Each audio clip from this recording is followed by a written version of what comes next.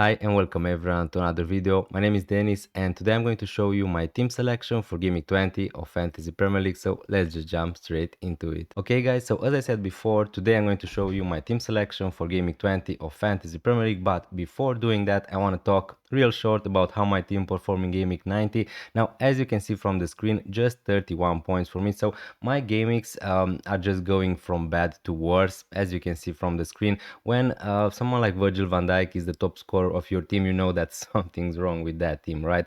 So yeah, as you can see from the screen, just 31 points for me this game week. If I show you my whole team, obviously if you look at the bench, 2 points for Lacroix, 4 points for Anderson, and of course Alderete with an 8-pointer against Manchester City. So yeah, it was a pretty horrible game week again for me. I think that for a lot of people it was a pretty meh game week, I would say. Now as you can see from the screen, I'm not sure which with which player to start because all of them were pretty horrible. Raya, just a 2-pointer.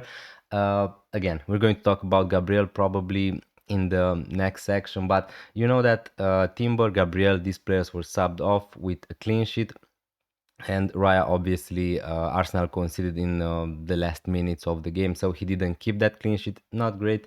Now O'Reilly, again, he played 50-70 minutes for Manchester City, just 3 minutes, not enough to get that clean sheet. So really frustrating with my defense, to be honest with you. With O'Reilly, again, he got just a 1-pointer. It should have been at least a clean sheet, I would say, for O'Reilly, but yeah, it is what it is. It's Pep Guardiola. We knew that before, that he can not rotate, but he can manage the minutes of these players. And O'Reilly was never, I don't know, going to play 90 minutes every game. Virgil van Dijk, finally, Liverpool kept the clean sheet. So yeah, really happy at least that I kept Virgil van Dijk. He wasn't great for defensive contributions. He had a huge chance to score from a corner, assisted by Soboslai, but yeah, it is what it is. It wasn't the day for that to happen. Dorgu, my transfer for this game, he scored an offside goal in the last minute, I think, in that game for Manchester United. So yeah, of course, Manchester United didn't keep a clean sheet against the worst team in the Premier League. Really unlucky. Again, if Dorgu scored that goal, would I be more happy? Probably. Now, you need to consider the situation I was in. I bought in someone like Dorgu because I wanted to avoid the Arsenal fixtures, and especially I wanted to not avoid to bring Gabriel. Gabriel was a big consideration for me this game, and he scored. He got a clean sheet. He got 3 bonus points, and he was subbed off just before Arsenal conceded the goal. So this was the most horrible scenario for me because again, all those things aligned. Gabriel just came back from the injury. He scored, of course. He got the bonus points. He got the clean sheet. He was subbed off before Arsenal conceded that goal. So yeah, it was the most horrible scenario for me because if I wouldn't go for someone like Dorgu, Gabriel should have been in for my team, and I just would have avoided a headache, right? Because Gabriel was a big consideration for me in Game Week 19. I opted to go for Dorgu for the next 3 fixtures because the fixtures are obviously better for Manchester United. But Arsenal, as we saw, they are the best defense in the Premier League. They are the best team in the Premier League, and I knew before that if Gabriel was going to score and keep a clean sheet in that game week, his price is going to rise through the roof, and that's what's happening at the moment. So we need to consider obviously someone like Gabriel, even though the fixtures are not amazing. Now if we talk a little bit about my midfield, really disappointed with Cunha again. He still have 2 decent fixtures, so I'm just going to keep Cunha. Foden missed some chances. He should have gotten assist probably for Erling Haaland, but overall a pretty bad performance for Manchester City. Soboslai, Liverpool were really close to get a penalty in the opening minutes in that game against Leeds yesterday. So yeah, it could have been great. Honestly, Virgil van Dijk should have scored. Maybe Soboslai could have taken a penalty, but overall, yeah, my transfers, Dorgu and Soboslai, were pretty horrible for this game. Minte, again, with an amazing fixture. He got an assist, but then he came out injured before 60 minutes. So yeah, my luck there is pretty incredible with Minte. And now he has a fixture against Burnley, but we don't know if he's going to be fit to play in that fixture. Ekitike with a blank, again Thiago with a blank, and Haaland was my captain with a blank. So yeah, overall this sums up my game week 19. Virgil van Dijk with the top scorer player for my team, and Alderete with an 8-pointer on the bench.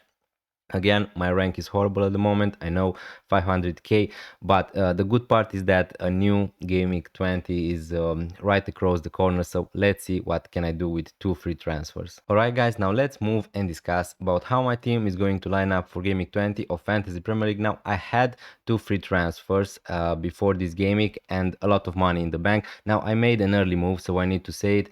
I sold someone like Minte to someone like Morgan Rogers because he rised in price, obviously. So again, I decided to sell Minte because I just think that I had enough of him. I know that he's going to play against Burnley. The injury update is okay. He trained, I think, but we don't know if he's going to start anyway against Burnley. And long term, I just thought that I don't want to have someone like Minte, and I opted to go for someone like Rogers instead of, I don't know, going for someone like Gordon, Cherky, all these other players, because I just really like the safety of minutes of Rogers. Now I'm going to discuss real short about this move because this is a transfer I made, Minte to Rogers. I don't think that Rogers suddenly is an amazing pick or anything else. The fixtures were horrible again for Rogers in the last two. That's a big reason why he blanked in them against Chelsea, against Arsenal. Now the fixtures are going to get a little bit better for Aston Villa.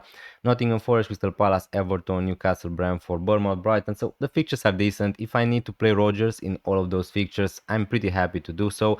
I don't think that he's an amazing value pick at 7.4 millions, the price I bought him for.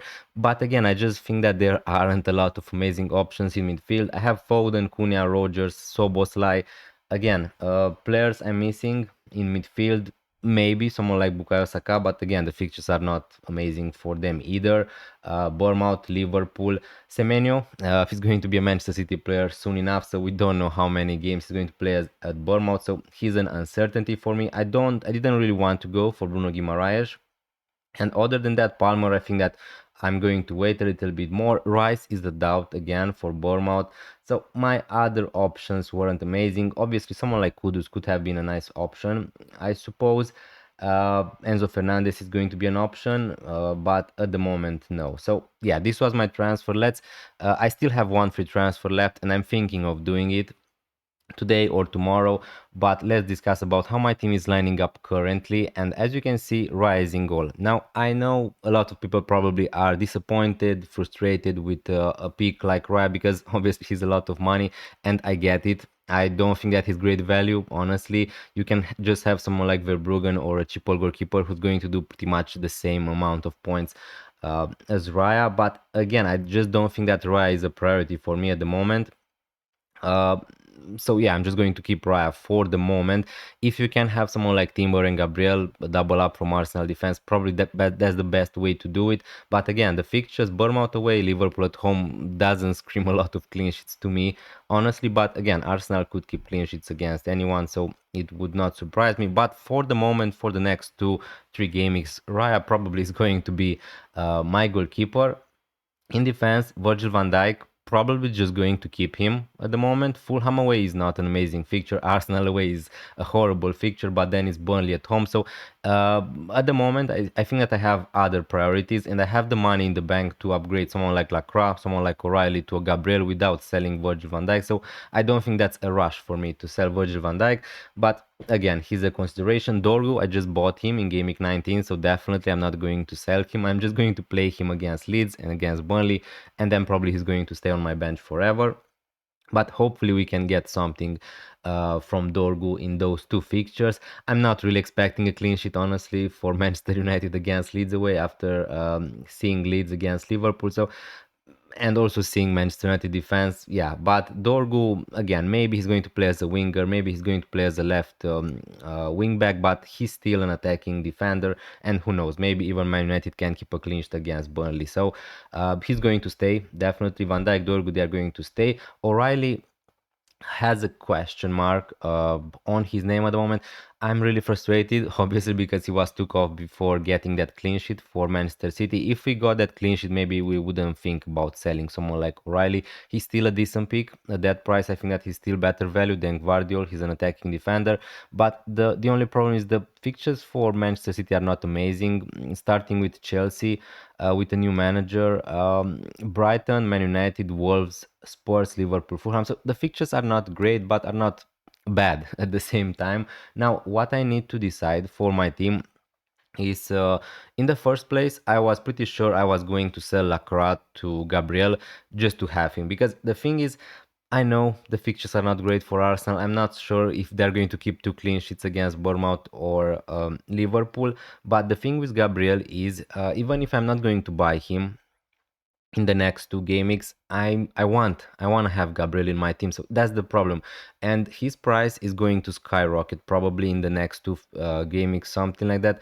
And I just don't want to lose all that value on him, because if I'm going to wait until, I don't know, gaming 22, when the fixtures are going to get better for Arsenal, Gabriel could be something like 6.5, 6.6, 6.7, depending on how many goals he's going to score in this fixture. So that's the thing with Gabriel. Although I'm not 100% sure he's going to start against Bournemouth, and I'm not 100% sure Arsenal are going to keep a lot of clean sheets in the next two, I will want him in my team at some point anyway. So why just not buy him if I have the money? Why not buy him right now? And I need to decide which player to sell, Lacroix and O'Reilly. And looking at the next few fixtures, Newcastle, Aston Villa, Sunderland, Chelsea, Forest, Brighton, Burnley in gaming 26 for Lacroix, I just need to figure it out which defender I'm going to need to have to play in the next few game weeks more, Nico O'Reilly or Lacroix, who I know that he's going to play 90 minutes every game week pretty much, and he's much better for defensive contributions. So yeah, either one of them is going to be sold probably to Gabriel this week. Alderete is going to be on my bench. Talking about my midfield, Foden is there basically until Foden is not going to get good minutes. He's still going to be in my team. I still think that he's a decent pick. Probably he's not worth that money, right? 9 millions, when you have players like Cherky who are maybe a little bit more explosive. Cunha against Leeds and against Burnley, he's going to stay in my team. After that, maybe I'm going to look to buy someone like Bukayo Saka, someone like Palmer, or maybe another midfielder is going to emerge. But for the next two, Cunha, really happy to have him. Rogers, just bought him. Again, I don't think that he's an amazing, exciting pick. I don't know, I'm not expecting Rogers to get 15 pointers every game week or something like that. But what I like about him in this congested period is that he's going to play 90 minutes every game week, and the fixtures are better for Aston Villa. So yeah, I just don't think that there are a lot of amazing midfielders. Honestly, Shade, Gordon, maybe, but again, all have some risk attached. Soboslai, I just bought him last game week. I'm still going to keep him. Again, with Soboslai, it's a different situation because he's 6.6. So he's a pretty cheap midfielder. He's on penalties until Mohamed Salah is going to came in from AFCON. Am I really happy about how Liverpool are playing at the moment? No. As a Liverpool fan, I can say to you that I'm not really happy about how Liverpool are playing offensively. But he's on penalties, on some set pieces. Fulham away is okay. Burnley at home is okay. And if I have to play him against Arsenal away, it is what it is. He's a penalty taker. And then it's Bournemouth, Newcastle, City, Sunderland. So yeah, the fixtures are going to get a little bit more tougher. But at the moment, really happy with him. Anderson currently is on my bench. He's most likely my 8 attacker every game week. He's just there to cover up until I find another cheap midfielder to be happy with. Anderson probably is just going to stay in my team. My captain probably is going to be still Erling Haaland. We saw how bad Chelsea were defending against Bournemouth. Again, they're going to have a new manager in this fixture, so we don't know exactly what to expect from Chelsea. But Erling Haaland, although he was pretty bad against Sunderland again, I think that this is a fixture at home, which is really important for Manchester City, and they can't afford to lose any more points. Now, again, other captaincy options: Ekitike against Fulham, Cunha against Leeds. Honestly, for my team, I'm just not sure which way to go. If you have someone like Bukayo Saka, maybe he's a better consideration for the captaincy. But other than that, yeah, from my team, Erling Haaland is going to be my captain. Ekitike, again, after everybody bought him, he stopped scoring goals and points. Now, again, his minutes are still great. Isak, obviously, we know that he's going to be out for a long period of time, so I don't have a lot of problems or reasons to sell Ekitike at the moment. Fulham, Arsenal, Burnley in the next three, if we don't consider Arsenal. there it is a nice run of fixture, and I think that he's still going to score some goals in the future. So at the moment, no rush to sell Ekitike whatsoever. I don't think that there are a lot of better forwards in FPL at the moment. So yeah, I'm just going to keep him. Thiago, again, he started midweek against Tottenham. Maybe there's a slightly chance of Thiago not playing against Everton away, or at least for him to be on the bench. So yeah, other than that, Everton away, Sunderland at home, probably just going to stick with Thiago.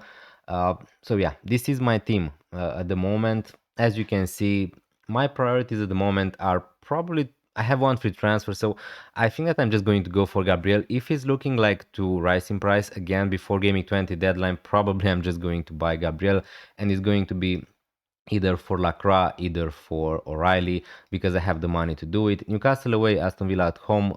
Not so happy to have Lacroix here. Sunderland away is a decent fixture. Nottingham Forest away is okay. Brighton away is okay. And Burnley is okay. So the fixtures after gaming 24, 25 are going to get better for Crystal Palace. For Manchester City, yeah, the fixtures are not amazing. If I'm going to have O'Reilly, I'm going to play him probably against Brighton, against United, against Wolves, against Spurs. So probably the most sensible thing for me would be to just sell Gabriel. Now, other than that, I could sell someone like Anderson, but I don't think that I want to go for other midfielders. And with my structure, probably I'm just happy to play Haaland, Ekitike, Thiago every gaming. So it's going to be a 3-4-3 at the moment. So my only concern at the moment is to buy Gabriel or to just roll the transfer, because I could roll, I could just play O'Reilly against Chelsea and it's not going to be the end of the world. Probably he's going to get better minutes in that fixture, but if I'm going to buy Gabriel, I have almost the exact same amount to do that. Probably I'm going to bench O'Reilly for Dorgu, which maybe sounds a little bit crazy, but yeah, I bought Dorgu. I'm going to trust him. I think that he's a little bit more attacking than O'Reilly, and the fixture is way, way better. I can see Chelsea scoring against Manchester City. That's the thing. Now, again, if there are some doubts around Gabriel, yeah, I'm just going to play O'Reilly. But other than that, uh, yeah, this is probably how I'm looking to line up for Gaming 20. I'm going to use all of my transfers, and then if we move to gaming 21, let's see, the plan now would be to try to roll some transfers, because from gaming 20 to 21 I want to buy some Chelsea players, and to be able to do that I need to roll some transfers. So this would be gaming 21: O'Reilly, Gabriel against Liverpool, Dorgo against Burnley, Van Dijk would be on my bench here. Soboslai, again, I could play him instead of Anderson, although yeah, I'm not sure if I want to do that, but it is a consideration. And my attack is okay. I could play Anderson instead of Ekitike, but let's see how Liverpool are going to play until that. So here I'm going to save the transfer. We're going to go in gaming 22 when the fixture run gets really nice for Chelsea. Brentford at home, Crystal Palace away, West Ham at home. This would be my team, and it's not amazing. It's not amazing, but Liverpool would play against Burnley, so that's nice. Three Man City players against Man United is okay. Cunha probably is going to be gone here, and to be able to do that, to be able to, I don't know, let's look at midfielders. Bukayo Saka is going to have a nice run of fixture here.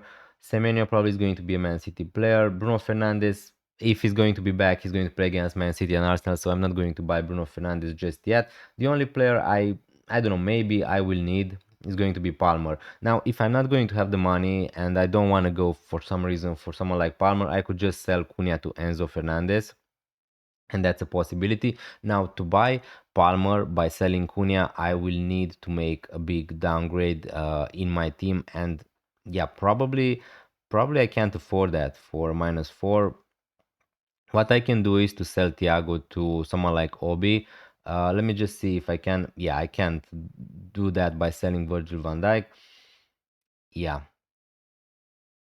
so I don't know, maybe selling someone like Thiago to an Obi, tank that spot in attack.